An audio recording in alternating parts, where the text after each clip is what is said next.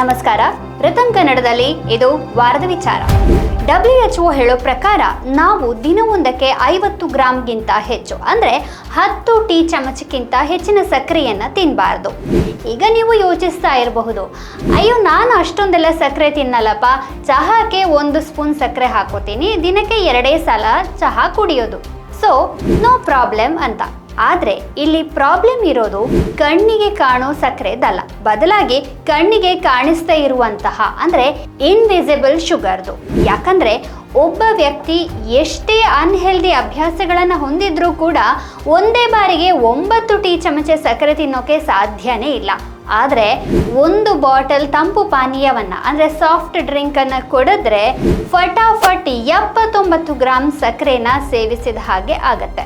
ವರ್ಷಕ್ಕೆ ಒಂದು 4-5 birthday party, ಅಲ್ಲಿ ಸೇವಿಸುವಂತಹ ಕೇಕು, ಸ್ವೀಟು ಇತ್ಯಾದಿ, ಒಂದಷ್ಟು ನಿಶ್ಚಿತಾರ್ಥ, ಮದುವೆ ಮುಂಜಿ ಕಾರ್ಯಕ್ರಮಗಳು, ಅಲ್ಲಿ ಸ್ವೀಕರಿಸುವಂತಹ ಜ್ಯೂಸು, ಸ್ವೀಟ್ಸು, ಐಸ್ ಕ್ರೀಮು ಇತ್ಯಾದಿ, ಅವಾಗವಾಗ ಬೇಕರಿಯಿಂದ ತಂದು ತಿನ್ನುವಂತಹ ಸಿಹಿ ತಿಂಡಿಗಳು ಎಲ್ಲ ಒಟ್ಟು ಸೇರಿ 1 ವರ್ಷಕ್ಕೆ ಒಬ್ಬ ವ್ಯಕ್ತಿ ತಿನ್ನುವಂತಹ ಸಕ್ಕರೆ ಪ್ರಮಾಣ ಎಷ್ಟು ಗೊತ್ತಾ? ಹೆಚ್ಚು ಕಡಿಮೆ 45ರಿಂದ 50 kg ಸಕ್ಕರೆ.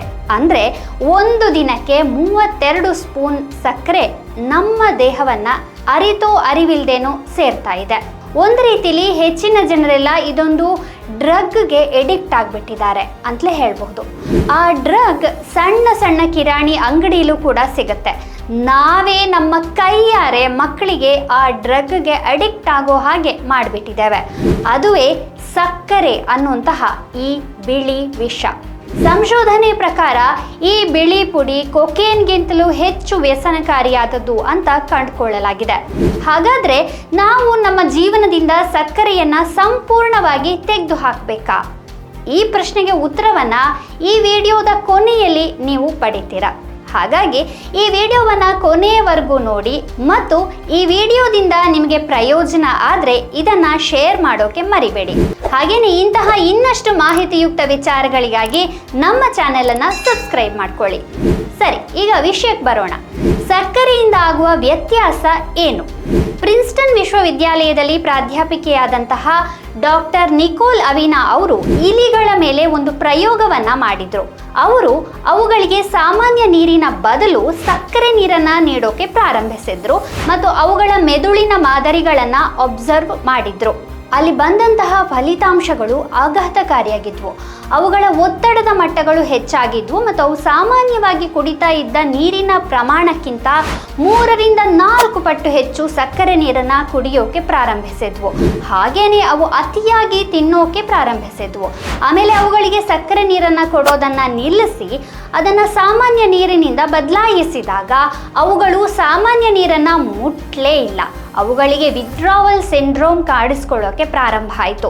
ಅವುಗಳ ಹಂಬಲಗಳು ಅಂದರೆ ಕ್ರೇವಿಂಗ್ಸ್ ಹೆಚ್ಚಾದವು ಮತ್ತು ಅದರೊಂದಿಗೆ ಅವುಗಳ ಆಂಗ್ಸೈಟಿ ಮತ್ತು ಸ್ಟ್ರೆಸ್ ಕೂಡ ಹೆಚ್ಚಾಯಿತು.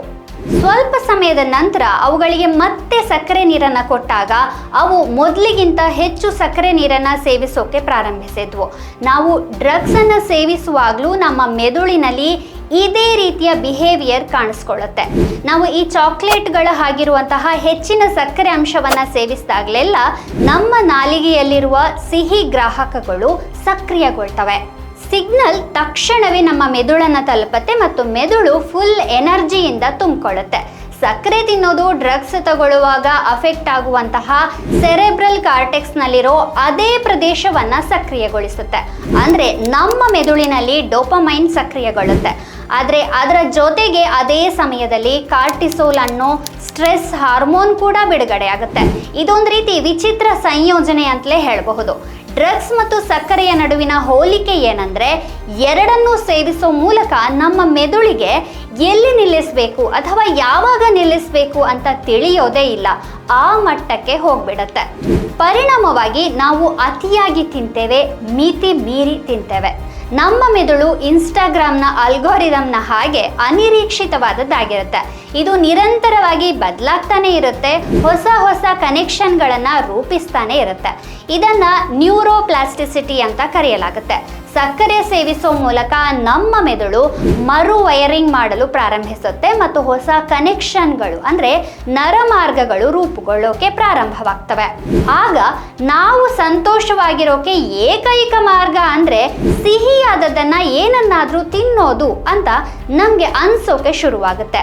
ಕಡೆಯದಾಗಿ ಇದು ವ್ಯಸನಕ್ಕೆ ಕಾರಣವಾಗುತ್ತೆ. ಸಕ್ಕರೆ ಕಥೆ ಕೇವಲ ಮೆದುಳಿಗೆ ಮಾತ್ರ ಸೀಮಿತವಾಗಿಲ್ಲ, ಸಕ್ಕರೆ ನಮ್ಮ ಹೊಟ್ಟೆಯನ್ನು ಕೂಡ ತಲುಪುತ್ತೆ ಅಲ್ವಾ? ಇಲ್ಲೂ ವಿಷಯ ಇದೆ ನೋಡಿ. ಸಕ್ಕರೆ ಅನ್ನೋದು ಒಂದು ಸರಳ ಕಾರ್ಬೋಹೈಡ್ರೇಟ್. ಇದು ಹೊಟ್ಟೆಯಲ್ಲಿ ಸುಲಭವಾಗಿ ಬ್ರೇಕ್ ಡೌನ್ ಆಗುತ್ತೆ. ನಮ್ಮ ಮೇದೋಜೀರಕ ಗ್ರಂಥಿ ಗ್ಲೂಕೋಸ್ ಅನ್ನ ಸಂಗ್ರಹಿಸೋಕೆ ಇನ್ಸುಲಿನ್ ಅನ್ನ ಬಿಡುಗಡೆ ಮಾಡುತ್ತೆ. ಇನ್ಸುಲಿನ್ ಅನ್ನ ಶೇಖರಣಾ ಹಾರ್ಮೋನ್ ಅಂತ ಕರೆಯಲಾಗುತ್ತೆ. ಆದ್ರೆ ನಾವು ಹೆಚ್ಚುವರಿ ಸಕ್ಕರೆಯನ್ನ ಸೇವಿಸಿದಾಗ ದೇಹ ಅಷ್ಟು ಸಕ್ಕರೆಯನ್ನ ಮಾಡೋದಾದ್ರೂ ಏನು? ಕಡೆಗೆ ಹೆಚ್ಚುವರಿ ಸಕ್ಕರೆ ನಮ್ಮ ದೇಹದಲ್ಲಿ ಕೊಬ್ಬಿನ ರೂಪದಲ್ಲಿ ಸಂಗ್ರಹವಾಗುತ್ತೆ ಮತ್ತು ಹೆಚ್ಚುವರಿ ಇನ್ಸುಲಿನ್ ಒಂದು ರೋಗವನ್ನ ಉಂಟು ಮಾಡುತ್ತೆ. ನಾವು ಈ ರೋಗವನ್ನ ಸರಳ ಭಾಷೆಯಲ್ಲಿ ಹೇಳಬೇಕಂದ್ರೆ ಇಲ್ಲಿ ನಮ್ಮ ದೇಹ ಸಕ್ಕರೆಯನ್ನ ಜೀರ್ಣಿಸ್ಕೊಳ್ಳೋಕೆ ಕಷ್ಟ ಆಗತ್ತೆ. ನಾವು ಈ ರೋಗವನ್ನ ಮಧುಮೇಹ ಅಥವಾ ಡಯಾಬಿಟಿಸ್ ಅಂತ ಕರಿತೇವೆ. ಭಾರತದಲ್ಲಿ 10 ಕೋಟಿಗೂ ಹೆಚ್ಚು ಜನ ಮಧುಮೇಹಿಗಳಿದ್ದಾರೆ ಮತ್ತು 13 ಕೋಟಿ ಜನರು ಮಧುಮೇಹ ಪೂರ್ವ ಸ್ಥಿತಿಯಲ್ಲಿದ್ದಾರೆ. ಅಂದ್ರೆ ಏನೋ ಸಮಸ್ಯೆ ಇದೆ ಅಂತ ಅನ್ಸುತ್ತಲ್ವಾ? ಎಸ್, ಅದುವೇ ಇನ್ವಿಸಿಬಲ್ ಶುಗರ್. ಉದಾಹರಣೆಗೆ ಕೆಲವೊಂದು ಪ್ರಾಡಕ್ಟ್ಗಳನ್ನು ನೋಡೋದಾದ್ರೆ, ಒಂದು ಸಣ್ಣ ಪ್ಯಾಕೆಟ್ ಕ್ರೀಮ್ ಬಿಸ್ಕೆಟ್ನಲ್ಲಿ ಸುಮಾರು 43 ಗ್ರಾಂ ಸಕ್ಕರೆ ಇರುತ್ತೆ. ಒಂದು ಪ್ಯಾಕೆಟ್ ಚಾಕ್ಲೇಟ್ನಲ್ಲಿ 83 ಗ್ರಾಂ ಸಕ್ಕರೆ ಇರುತ್ತೆ. ಧಾನ್ಯಗಳ ಮಿಕ್ಸ್ಚರ್ನ ಒಂದು ಪ್ಯಾಕೆಟ್ನಲ್ಲಿ 60 ಗ್ರಾಂ, ಒಂದು ಕೋಲ್ಡ್ ಡ್ರಿಂಕ್ ಬಾಟಲಿಯಲ್ಲಿ 80 ಗ್ರಾಂ, ಹಾಲಿನಲ್ಲಿ ಬೆರೆಸಿ ಕುಡಿಯುವಂತಹ ಚಾಕ್ಲೇಟ್ ಸಿರಪ್ಗಳಲ್ಲಿ 6 ಸಣ್ಣ ಕಪ್ಗಳಷ್ಟು ಸಕ್ಕರೆ, ಸಣ್ಣ ಕೆಚಪ್ ಬಾಟಲಿಯಲ್ಲಿ 52 ಗ್ರಾಂ ಸಕ್ಕರೆ, ಪ್ರೋಟೀನ್ ಬಾರ್ಗಳಲ್ಲಿ 10 ಗ್ರಾಂ ಮತ್ತು ಸಲಾಡ್ ಹೆಲ್ದಿಯಾಗಿರೋಕೆ ಅಂತ ಅದರ ಮೇಲೆ ಹಾಕುವಂತಹ ಸಲಾಡ್ ಡ್ರೆಸ್ಸಿಂಗ್ನಲ್ಲಿ 107 ಗ್ರಾಂ ಸಕ್ಕರೆ ಇರುತ್ತೆ. ಶುಗರ್ ಫ್ರೀ ಅಂತ ಹೇಳ್ಕೊಳ್ಳುವ ಪ್ರಾಡಕ್ಟ್ಗಳಲ್ಲೂ ಕೂಡ ಆರ್ಟಿಫಿಷಿಯಲ್ ಸ್ವೀಟ್ನರ್ಗಳನ್ನು ಬಳಸ್ತಾರೆ. ಅವು ಕೂಡ ನಮಗೆ ಹಾನಿಕಾರಕವೇ ಆಗಿವೆ. ಹಾಗಾದ್ರೆ ಪರಿಹಾರ ಏನು? ನಾವೇ ಪ್ರಯತ್ನಿಸಬಹುದಾದ ಒಂದು ಸರಳ ತಂತ್ರ ಇದೆ. ಅದೇನಂದ್ರೆ ಲೇಬಲ್ಗಳನ್ನು ಓದೋದು. ಯಾವುದೇ ಉತ್ಪನ್ನವನ್ನ ಖರೀದಿಸುವಾಗ ಅದರ ಹಿಂಭಾಗವನ್ನ ನೋಡಬೇಕು. ಅದರ ಲೇಬಲ್ನಲ್ಲಿ ಯಾವ್ಯಾವ ಕಂಟೆಂಟ್ಸ್ ಇವೆ ಅನ್ನೋದನ್ನ ಹಾಕಿರ್ತಾರೆ ಮತ್ತು ಅದು ಸರ್ವಿಂಗ್ ಪ್ರಮಾಣವನ್ನ ಕೂಡ ತಿಳಿಸುತ್ತೆ. ಆದರೆ ಮಾರ್ಕೆಟಿಂಗ್ ಜನ ಬಹಳ ಬುದ್ಧಿವಂತರಿರ್ತಾರೆ. 500 ಮಿಲಿ ಕೋಲ್ಡ್ ಡ್ರಿಂಕ್ಸ್ ಬಾಟ್ಲಿ ಮೇಲೆ 100 ಮಿಲಿಯಲ್ಲಿ ಎಷ್ಟು ಸಕ್ಕರೆ ಇದೆ ಅಂತಷ್ಟೇ ಬರೆದಿರ್ತಾರೆ. ನಾವು ಅದನ್ನ ಮನಸ್ಸಲ್ಲೇ ಕನ್ವರ್ಟ್ ಮಾಡ್ಕೋಬೇಕು. ಒಟ್ನಲ್ಲಿ ಈ ರೀತಿಯಾಗಿ ನಾವು ಎಷ್ಟು ಸಕ್ಕರೆಯನ್ನ ಸೇವಿಸ್ತಾ ಇದ್ದೇವೆ ಅಂತ ಅನ್ನೋದನ್ನ ಕಂಡುಕೋಬಹುದು.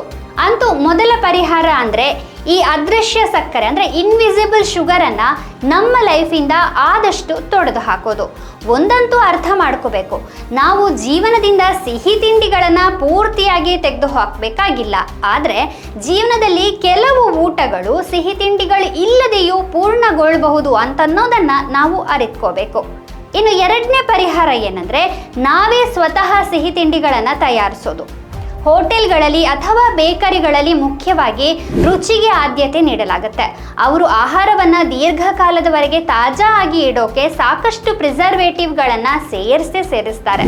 ಪ್ಯಾಕ್ ಮಾಡಿದ ಸಿಹಿ ತಿಂಡಿಗಳನ್ನು ಯಾವಾಗ ತಯಾರಿಸಲಾಗಿದೆ ಮತ್ತು ಅವುಗಳನ್ನು ಫ್ರಿಡ್ಜ್ನಲ್ಲಿ ಎಷ್ಟು ಸಮಯದವರೆಗೆ ಸಂಗ್ರಹಿಸಿ ಇಡಲಾಗಿದೆ ಅನ್ನೋದನ್ನು ನಿರ್ಧರಿಸೋದು ಅಸಾಧ್ಯ. ಆದರೆ ನಾವು ಮನೆಯಲ್ಲೇ ಸಿಹಿ ತಿಂಡಿಗಳನ್ನು ತಯಾರಿಸಿದ್ರೆ ನಾವೇ ಸ್ವತಃ ಅದಕ್ಕೆ ವಿವಿಧ ಇಂಗ್ರೀಡಿಯೆಂಟ್ಸ್ನ ಹಾಕ್ತೇವೆ ಮತ್ತು ನಾವು ಅವುಗಳನ್ನು ಪ್ರಜ್ಞಾಪೂರ್ವಕವಾಗಿ ನಿಯಂತ್ರಿಸಬಹುದು. ಹಾಗಾಗಿ ಜೀವನದಿಂದ ರುಚಿಯನ್ನು ತೆಗೆದು ಹಾಕಬೇಕಂತಿಲ್ಲ, ಬದಲಾಗಿ ರುಚಿಗೆ ಯಾವಾಗಲೂ ಸಕ್ಕರೆ ಇರಬೇಕು ಅನ್ನೋ ಮನಸ್ಥಿತಿಯನ್ನ ತೆಗೆದು ಹಾಕಿದ್ರೆ ಸಾಕು. ಈ ವಿಡಿಯೋದ ಪ್ರಾರಂಭದಲ್ಲಿ ನಾನು ಸಕ್ಕರೆ ಅಥವಾ ಚಾಕ್ಲೇಟ್ ಅನ್ನ ಡ್ರಗ್ಸ್ಗೆ ಹೋಲಿಸಿದ್ದೆ. ಆದ್ರೆ ಚಾಕ್ಲೇಟ್ ನಿಜವಾಗ್ಲೂ ಡ್ರಗ್ಸ್ನಷ್ಟು ಕೆಟ್ಟದ್ದಾ ಅಂತ ಕೇಳಿದ್ರೆ ಉತ್ತರ ಇಲ್ಲ, ಅಷ್ಟು ಕೆಟ್ಟದ್ದಲ್ಲ. ಯಾಕಂದ್ರೆ ಡ್ರಗ್ಸ್ನಲ್ಲಿ ಯಾವುದೇ ನ್ಯೂಟ್ರಿಷನಲ್ ವ್ಯಾಲ್ಯೂ ಇರೋದಿಲ್ಲ. ನೀವು ಒಂದು ದ್ವೀಪದಲ್ಲಿ ಸಿಕ್ಕಿ ಹಾಕೊಂಡಿದ್ದೀರಾ ಅಂತ ಕಲ್ಪನೆ ಮಾಡ್ಕೊಳ್ಳಿ ಮತ್ತು 2 ದಿನಗಳಿಂದ ಅಲ್ಲಿ ಏನೂ ತಿಂದಿರಲ್ಲ. ಆಗ ಒಂದು ವೇಳೆ ನಿಮಗೆ ಚಾಕ್ಲೇಟ್ ಸಿಕ್ತು ಅಂದರೆ ಖಂಡಿತ ಅದು ಬಹಳ ಉಪಕಾರಿಯಾಗುತ್ತೆ. ಅದು ತಕ್ಷಣದ ಎನರ್ಜಿಯನ್ನು ಕೊಡುತ್ತೆ. ಒಟ್ನಲ್ಲಿ ನಾವು ಯಾವುದೇ ಪ್ರಾಡಕ್ಟ್ನ ಲೇಬಲನ್ನು ಸರಿಯಾಗಿ ಓದಬಹುದಾದಲ್ಲಿ ಸಕ್ಕರೆಯ ಪ್ರಮಾಣವನ್ನು ಮರೆಮಾಡಲು ಯಾವುದೇ ಪ್ರಯತ್ನ ಇಲ್ಲದೇ ಇರುವಲ್ಲಿ ಮತ್ತು ನಾವು ಪ್ರಜ್ಞಾಪೂರ್ವಕವಾಗಿ ಎಷ್ಟು ಸೇವಿಸಬೇಕು ಅಂತ ನಿರ್ಧರಿಸಬಹುದಾದಲ್ಲಿ ಸರಿ, ಯಾವುದೇ ಸಮಸ್ಯೆ ಇಲ್ಲ. ಯಾಕಂದರೆ ಕನಿಷ್ಠ ಪಕ್ಷ ನಾವು ನಮ್ಮ ದೇಹಕ್ಕೆ ಏನು ಹಾಕ್ತಾ ಇದ್ದೇವೆ ಅನ್ನೋ ಬಗ್ಗೆ ನಮಗೊಂದು ಕಲ್ಪನೆ ಇರುತ್ತೆ.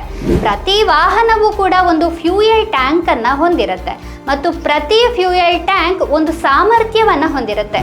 ಆ ಸಾಮರ್ಥ್ಯವನ್ನು ಮೀರಿದರೆ ಹಣ ಮತ್ತು ಇಂಧನ ಎರಡು ವ್ಯರ್ಥವೇ ಆಗುತ್ತೆ. ಹಾಗಾಗಿ ನಮ್ಮ ದೇಹದ ಮಿತಿಗಳನ್ನು ಅರ್ಥ ಮಾಡ್ಕೊಳ್ಳೋಣ ಮತ್ತು ನಮ್ಮ ದೇಹಕ್ಕೆ ಯಾವ ಇಂಧನ ಎಷ್ಟು ಹೋಗ್ತಾ ಇದೆ ಅನ್ನೋದನ್ನು ಅರ್ಥ ಮಾಡ್ಕೊಳ್ಳೋಣ.